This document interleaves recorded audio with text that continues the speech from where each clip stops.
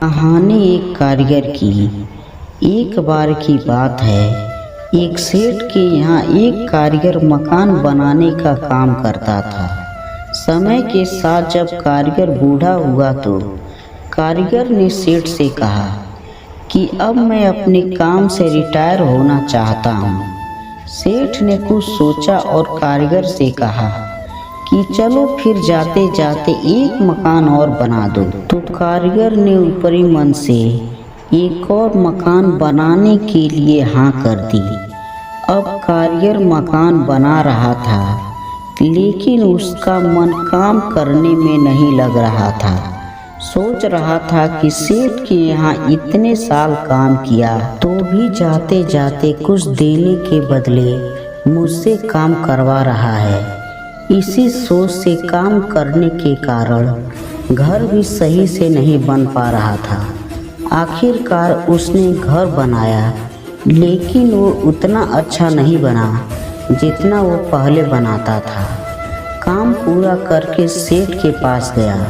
सेठ ने पास बुलाया और कहा, तुमने पूरी जिंदगी मेरे लिए बेहतरीन मकान बनाए।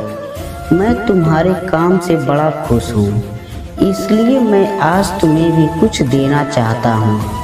तुमसे जो घर आखिर में बनवाया है वो मैं तुम्हारे लिए ही बनवाया है। इतना कहकर सेठ ने मकान की चाबी कारीगर को दे दी। अब कारीगर मन ही मन में पछता रहा था कि मैंने खुद के घर को सही से नहीं बनाया। शिक्षा दोस्तों, इस कहानी से हमें ये शिक्षा मिलता है कि हमें अपना काम ईमानदारी से करना चाहिए। बाकी जो नतीजे मिलेंगे वो अपने अच्छे के लिए ही होंगे।